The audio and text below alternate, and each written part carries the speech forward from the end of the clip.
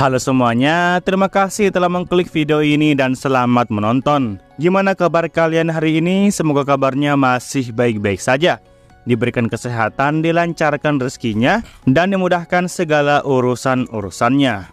Oke, jadi pada video kali ini, kita akan melanjutkan pembahasan alur cerita dari manhwa yang berjudul Aku Ingin Menjadi Seorang Penjahat, atau judul aslinya Decided to be a Villain.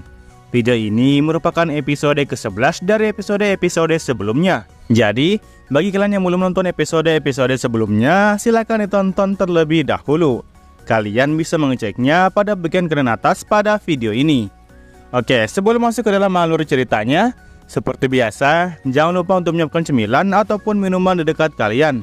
Dan kalau semuanya sudah santuy sempurna, yuk langsung saja kita lanjutkan pembahasan alur ceritanya. Dan seperti biasa, intro.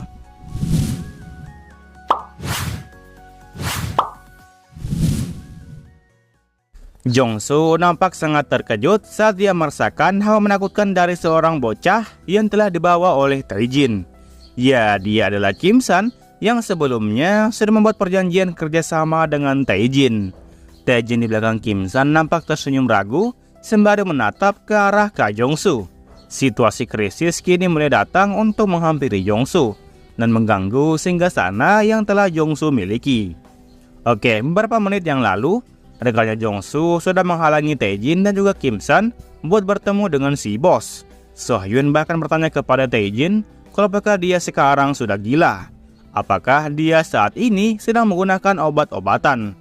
Dia meminta Taejin untuk menjelaskan tentang apa maksudnya melakukan semua hal ini. Taejin kembali menegaskan kepada Sohyun kalau mulai pada hari ini, sekolah Yongsan akan diambil alih oleh mereka berdua. Ya, oleh Taejin dan juga oleh rekan kerjasamanya yaitu Kim San. Rekan-rekannya Jongsu yang lain malah tertawa dengan keras saat mereka mendengar tujuan Taejin barusan. Dia bertanya kepada Taejin kalau hari ini sebenarnya hari apa. Apakah sedang ada event spesial atau semacamnya, sehingga Taejin berani memberikan pernyataan seperti itu. Di sini Taejin malah bertanya balik kepada mereka, perihal memangnya ada apa dengan tujuan ini. Bukankah mereka juga waktu kelas 2 dulu juga pernah melakukan perebutan kekuasaan di sekolah? Emangnya mereka berdua tidak mempunyai alasan apabila mereka ingin menguasai sekolah juga? Pernyataan Taejin barusan tentu tidak dianggap serius oleh rekan-rekannya Jongsu. Mereka bahkan menyebut Taejin sebagai orang yang menggelikan. Sohyun juga bertanya kepada rekan-rekannya yang lain kalau apakah mereka tidak mendengar kalau sepertinya mereka berdua sedang serius merencanakan hal ini. Dan mereka semua tertawa lepas setelah berkata seperti itu. Di lain sisi, Jongsu malah dengan wajah yang pucat hanya bisa melotot sembari tidak mengatakan sepatah kata apapun. Kim San sebenarnya tidak menyangka akan bertemu dengan para senior preman yang telah memalaknya sebelumnya. Ini adalah kali pertama bagi Kim San untuk berhadapan dan juga bertatapan langsung dengan mereka. Ya, bagaimanapun juga, hal seperti ini adalah hal yang biasa terjadi apabila mereka mempunyai suatu urusan. Kim San sebenarnya merasa tidak enakan saat dia bertemu dengan mereka secara langsung seperti ini.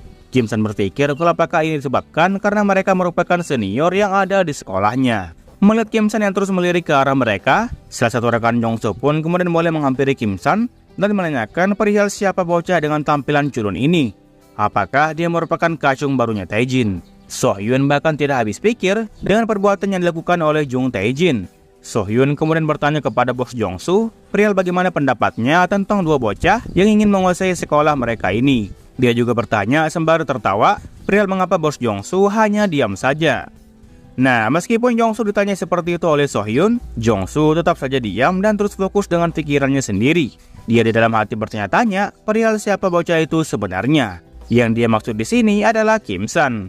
Dia juga bertanya-tanya perihal apa yang terjadi di sini sebenarnya. Jongsu mengakui kalau dia belum pernah melihat orang seperti bocah itu di saat dia sedang asik berkuasa sebelum-sebelumnya. Aura mengerikan yang sedang dipancarkannya nampak dirasakan dengan jelas oleh Jongsu. Jongsu kepikiran kalau apakah cuma hanya dirinya saja yang merupakan orang satu-satunya yang merasakan hawa mengerikan tersebut. Tetapi sebelum itu, Jongsu terlebih dahulu menanyakan kalau apakah bocah ini beneran manusia atau bukan. Tetapi di saat dia berpikiran tentang bocah ini manusia atau bukan, dia terlebih dahulu mengesampingkan hal tersebut. Masalah manusia atau tidaknya bukanlah hal yang penting. Menurut Jongsu, makhluk yang ada di depannya itu seharusnya merupakan makhluk mitos yang tidak pernah ada di dunia sebelumnya. Tetapi jikalau makhluk itu benar adanya, maka bocah yang satu ini bisa dengan mudah membunuh mereka semua hanya dalam sekali serangan saja. Wajah Jongsu kini dipenuhi dengan keringat dingin akibat memikirkan semua hal yang bakal terjadi. Nah, karena bos Jongsu tetap diam saja, rekannya yang lain pun kemudian menyuruh Jongsu untuk tetap berdiri diam di tempatnya dan menyerahkan sisanya kepada mereka semua. Mereka yakin kalau bakalan mudah untuk menghajar dua bocah kurang ajar ini. Mendengar kalau rekan-rekannya yang turun tangan, membuat Jongsu terkejut. Dia bertanya kepada mereka perihal apa yang mereka rencanakan. Jongsu mencoba memberitahu rekannya dengan nada yang gagap kalau bocah itu adalah orang yang berbahaya.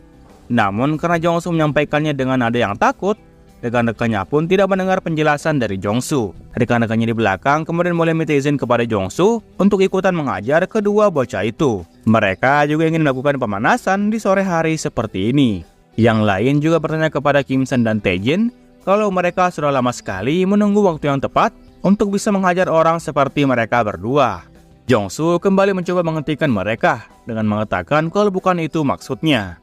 Nah, di lain sisi, Taejin kemudian bertanya kepada Kim San kalau apakah dirinya harus segera pergi dari sini. Bukankah Kim San tidak masalah apabila ditinggal sendirian? Kim San melirik sesaat ke arah Taejin dan membalas kalau dia tidak masalah. Kim San rasa meskipun dia ditinggal sendiri, dia tetap akan baik-baik saja. Itu pun masih merupakan kemungkinan. Melihat Taejin yang hendak kabur, tentu langsung membuat rekan Jongsu yang lain menjadi marah.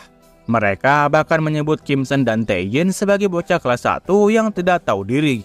Dan terkhusus kepada Taejin seharusnya tidak kabur, dan sebaiknya dia bersiap-siap untuk dihajar oleh mereka. Diancam seperti itu oleh para senior, Taejin pun kembali ketakutan. Dia dengan nada yang takut memohon kepada Kim San kalau dia akan segera pergi dari sini. Taejin yang sekali lagi hendak kabur, kembali diberikan ancaman oleh mereka dari arah belakang. Mereka berdua ternyata dikepung oleh para senior. Mereka menyuruh Taejin untuk cepat maju dan dia juga menanyakan perihal kemana Taejin hendak pergi. Taejin yang mengetahui kalau mereka berdua telah terkepung, hanya bisa terdiam dan menghentikan langkahnya. Namun secara tiba-tiba, Kim San langsung memberikan pukulan telak ke arah senior yang menghalangi jalannya Taejin. Senior tersebut langsung terhempas ke belakang dan menabrak dinding tembok penghalang dari rooftop. Sekali terhempas, tubuh senior itu pun berbunyi dengan keras, dan dia pun seketika pingsan dan tidak sadarkan diri.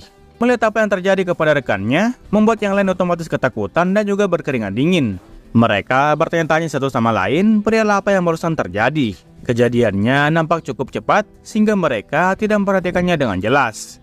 Sohyun langsung berbalik ke belakang dan melirik ke arah Kim San. Dia dengan nada yang takut kembali menanyakan perihal apa yang sudah terjadi. Dia bertanya kepada Kim San dengan nada yang takut perihal apa yang baru saja Kim San lakukan itu. Bagaimana bisa seorang bocah cupu sepertinya mampu menerbangkan seseorang sampai beberapa meter jauhnya. Dan itu terjadi hanya karena satu serangan saja. Jongsu yang dari tadi diam saja, kemudian mulai berucap kembali. Dia dengan nada yang takut menyuruh semua anak buahnya untuk membunuh bocah yang satu itu. Namun karena ucapan Jongsu barusan tidak terdengar dengan jelas, Sohyun pun balik melirik ke arah Jongsu dan memintanya untuk mengulangi perkataannya kembali. Jongsu dengan teriakan yang keras langsung menyuruh anak buahnya untuk segera membunuh bajingan itu. Mereka harus dan wajib untuk membunuh bajingan itu dengan menggunakan cara apapun. Seluruh anak buahnya Jongsu kemudian berlari ke arah Kim San dan Taejin dengan emosi yang menggebu-gebu. Mereka semua hendak mengeroyok mereka berdua, karena mereka cukup yakin kalau jumlah dari mereka akan lebih unggul untuk bisa mengalahkan mereka berdua. Oke, kita kembali dengan apa yang Jongsu pikirkan. Jadi, Jongsu sebelumnya telah mengakui kalau dia bisa mengetahui kekuatan lawannya hanya dengan memperhatikan penampilan dan juga auranya saja. Maka dari itu, dengan insting yang Jongsu miliki, dia selama ini telah melakukan hal itu kepada seluruh lawannya. Dan Jongsu tentu mempunyai banyak cara yang bisa dia gunakan agar bisa mengalahkan orang yang kuat seperti mereka. Itu seperti layaknya seekor hiena yang mampu mengalahkan seekor singa. Tetapi di kesempatan kali ini, Jongsu tidak mampu memikirkan cara apapun agar bisa mengalahkan satu bocah doang. Seekor hiena mana mungkin bisa menang saat dia melawan seekor naga. Nah, setelah melihat semua anggotanya tepar tidak sadarkan diri, membuat Jongsu seketika berteriak kepada Kim San. Dia seakan tidak percaya dengan apa yang terjadi. Sohyun juga bertanya kepada Kim San perihal apa yang baru saja Kim San lakukan kali ini. Tae-jin dengan kembali memberikan senyum percaya diri, berkata kepada Jong-soo kalau itulah yang akan terjadi jikalau Jong-soo tidak menuruti kata-kata dari mereka berdua. Tae-jin juga bertanya kepada Jong-soo kalau apakah dia sudah menyerah atau belum. Kim-san di sampingnya masih saja berdiri tegap dengan raut wajah yang santai, seakan apa yang terjadi padanya sebelumnya tidak pernah terjadi selama ini. So-hyun kemudian berteriak kepada bos Jong-soo dan menyuruhnya untuk segera kabur dari tempat ini. So-hyun berniat untuk menjadi pengulur waktu agar bos Jong-soo tidak dihajar oleh monster itu. Karena apabila bos Jong-soo dihabisi oleh monster tersebut, maka alhasil mereka berdualah yang akan menjadi penguasa di sekolah ini. So-hyun kemudian berlari ke arah Kim-san dan hendak memberikan waktu semenit atau bahkan 10 detik untuk bisa menghalau Kim-san. Namun So-hyun yang baru saja sampai di hadapan Kim-san malah dengan mudah dihempaskan oleh Kim-san dengan menggunakan tangan kirinya. So-hyun bahkan tidak mampu untuk mengulur waktu sedetik pun. Setelah mengalahkan So-hyun, Kim-san pun kemudian berjalan dengan santai ke arah Jong-soo yang diam di tempatnya. Kim-san meminta kepada Jong-soo untuk menghentikan seluruh perlawanannya ini. Jong-soo yang kondisinya tidak mempunyai seorang anak buah lagi, seketika gemetaran saat dia melihat Kim-san yang telah berada tepat di hadapannya. Tae-jin di belakang kembali berkata kepada Jong-soo bahwa bukankah dia sudah bilang sebelumnya kalau mulai dari sekarang mereka berdualah yang akan mengambil alih sekolah Yongsan dan melengsarkan kepemimpinan dari Jong-soo. Jong-soo di dalam hati berkata kalau situasi ini sepertinya sangat konyol. Sekolah ini sudah dia anggap sebagai kerajaannya sendiri. Berani-beraninya mereka berdua malah merebut dan mencoba melengsarkannya dari peringkat top 1. Jong-soo kemudian membalas ucapan Tae-jin kalau dia mengerti dengan permintaannya. Jong-soo mengakui kalau mereka berdua telah menang dalam perebutan sekolah ini. Jong-soo secara sembunyi-sembunyi mulai merogoh saku sebelah kirinya, dan dia mengeluarkan sebuah knuckles yang niatnya akan dia gunakan untuk melawan Kim-san. Mendengar kalau Jong-soo telah menyerah, membuat Tae-jin seketika menjadi senang. Dia kembali memastikan kepada Jong-soo kalau apakah dia benar-benar serius mengakui hal itu. Jong-soo mengakui kalau mereka berdualah yang kini menjadi yang terbaik di sekolah Yongsan ini. Jong-soo di dalam hati benar-benar membenci Tae-jin dan menyebutnya sebagai bocah sialan. Jong-soo sebenarnya ingin bertanya kepadanya perihal dari mana dia mendapatkan monster seperti bocah itu. Tae-jin kemudian berbalik ke arah Kim-san dan berteriak kegirangan sembari berkata kalau mereka berdua telah berhasil. Mereka berdua kini menjadi yang terbaik di sekolah mereka ini. Kim-san hanya memberikan selamat dan ikut senang saat mendengar ucapan dari Tae-jin. Di lain sisi, Jong-soo masih saja merasa kesal kepada Tae-jin dan Kim-san. Jong-soo lah yang merupakan seorang raja dan juga penguasa satu-satunya di sekolahnya ini. Jong-soo harusnya bisa melakukan sesuatu. Dia tidak bisa diam saja dan juga menyerah saat kerajaannya direbut oleh mereka berdua. Jong-soo mencoba meyakinkan di dalam hatinya kalau tidak ada satupun orang yang bisa mengalahkan dirinya. Jong-soo mulai mengepalkan tangan kanannya dan mulai berkata dengan gugup bahwa sekolah ini dialah yang merupakan orang yang terbaik. Jong-soo mengayunkan tinjuannya dan berteriak dengan keras kalau dialah seorang raja. Jong-soo berlari dengan kencang ke arah Kim-san, sampai Kim-san sendiri baru menyadari kalau Jong-soo hendak menyerangnya. Tae-jin yang panik kemudian berteriak kepada Kim-san untuk menghindari serangannya. Namun karena Kim-san telah menyadarinya, maka Kim-san pun berhasil diserang dengan tinjuan dan knuckles dari Jong-soo. Dan yang fatalnya adalah Jong-soo menyerang Kim-san langsung di wajahnya. Jong-soo dengan senyuman jahat di wajahnya sudah sangat yakin kalau dia telah menang dalam pertarungan ini. Dan di lain pihak, Kim-san nampak tidak bergerak sedikit pun saat kepalan Jong-soo masih menempel di wajahnya. Setelah beberapa saat tinjuan Jong-soo menempel, Jong-soo pun menarik kembali tangannya dan hendak melihat reaksi yang telah ditunjukkan oleh Kim-san. Kim-san rupanya menatap ke arah Jong-soo dengan tatapan yang mengerikan. Wajahnya bahkan sampai keluar urat saking kesalnya dengan tingkah pengecut dari Jong-soo. Kim-san berkata bahwa mereka semua selalu saja bertindak seperti ini. Melihat wajah Kim-san yang tidak terluka sama sekali, tentu membuat Jong-soo terkejut sekaligus kebingungan. Dia dengan nada yang takut kembali bertanya kepada Kim-san perihal bagaimana dia bisa menahan serangan dari knuckles miliknya. Manusia biasa pasti akan langsung terluka parah apabila terkena knuckles dengan tinjuan yang keras. Apalagi serangan yang Jong-soo berikan barusan tepat mengenai wajah dari Kim-san. Kim-san kemudian memegang tangan kanan dari Jong-soo dengan ekspresi yang datar. Setelah itu, Kim-san pun secara perlahan menggenggamnya dengan keras. Sampai-sampai jari jemari dari Jong-soo terbuka dengan lebar. Jong-soo langsung berteriak dengan keras saat Kim-san mencengkeram tangannya dengan keras. Jong-soo bahkan sampai dibuat berlutut karena dia tidak kuat untuk menahan rasa sakit yang telah dia terima. Tae-jin di belakang tidak menyangka kalau Kim-san rupanya mampu untuk menghancurkan besi knuckles. sekaligus jari jemari dari Jongsu hanya dengan menggunakan tangan kosong. Kim San benar-benar bukanlah orang biasa karena mampu melakukan hal mustahil seperti itu. Taejin bahkan dibuat merinding setengah mati setelah melihat sebagian kemampuan kecil dari Kim San. Kim San di dalam hati kemudian mengeluarkan pendapatnya. Tidak peduli seberapa terkenalnya Jongsu itu, mau dia bos preman kek, mau pengusaha sekolah kek, dan sebagainya. Karena dia pada akhirnya hanya bisa melakukan hal yang bisa dia lakukan sebagai seorang manusia. Jongsu yang kini sudah dipatahkan jari-jarinya kembali mengeluarkan emosinya sembari merinding. Dia berteriak kepada Kim San dan memanggilnya dengan sebutan dasar bajingan. Emosi dari Jongsu kini sudah berada di puncaknya. Dia tidak bisa melakukan apapun lagi selain mencoba untuk melemahkan mental dari Kim San. Urat lehernya bahkan sampai kelihatan semua karena dia sudah kemakan emosi. Namun karena Jongsu terus saja mengoceh meskipun sudah tidak bisa melakukan apapun lagi, Kim San pun memberikan tinjuan terakhir kepada Jongsu sampai Jongsu terkapar di lantai rooftop itu. Nah, dengan ini Kim San dan Taejin pun akhirnya sudah resmi menggulingkan kepemimpinan dari Jongsu. Taejin bersorak gembira kepada Kim San dan menyebut Kim San luar biasa berkali-kali. Sekarang mereka berdua sudah menduduki peringkat teratas di sekolah ini. Taejin benar-benar tidak percaya kalau mereka berdua telah berhasil. Mereka berdua benar-benar berhasil melakukannya, dan mereka berdua kini telah diakui sebagai seorang raja. Kim San kembali mengiyakan perkataan dari Taejin dan mengucapkan selamat kepadanya.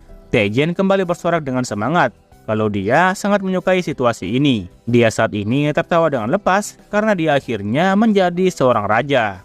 Kim San di belakang hanya bisa terdiam dan melihat tindakan Taejin yang bersemangat. Nah, pada malam harinya, Kim San pun akhirnya bisa pulang ke rumah. Dia di jalan hanya diam saja, dan dia tidak mengatakan apapun. Kim San selama seharian ini sepertinya tidak memiliki semangat sama sekali. Dia mengingat saat dia menghempaskan salah satu rekan dari Jongsu, menghajar Sohyun sebelum dia bisa melancarkan serangan kepada dirinya. Kim San kemudian mulai menghela napasnya, dan dia mencoba untuk tersenyum. Kim San mengakui kalau situasi ini cukup lucu, karena dia yang sekarang seakan telah menjadi seorang legenda. Kim San mengajar mereka semua dengan satu serangan saja, dan mereka langsung terpental dengan mudahnya. Bagi Kim San, kejadian ini lumayan cukup lucu. Kim San juga tidak menyangka kalau Jung Taejin beneran menyukai posisinya saat ini. Kim San bertanya kalau apakah Taejin nanti beneran ingin menjadi orang yang paling keren. Kim San di sini kembali mengingat Taejin, yang nampak sangat bersemangat saat singgah sana Jongsu beralih kepada dirinya. Dan dengan ini, Kim San pun juga sudah resmi menjadi yang terbaik di sekolahnya. Ya, itu bukanlah sesuatu hal yang buruk untuk dia dengar di situasinya yang sekarang. Namun, Kim San kemudian mulai berhenti melangkah dan mulai menatap ke arah langit. Jujur, Kim San di sini merasa kalau dia agak bosan dengan apa yang telah terjadi pada hari ini. Oke lah, mungkin sekian alur cerita manhwa kali ini. Jangan lupa untuk meninggalkan jejak di video ini berupa komentar dan juga like-nya. Oke, terakhir nama gua Rusdi. Sampai jumpa di video berikutnya. Assalamualaikum.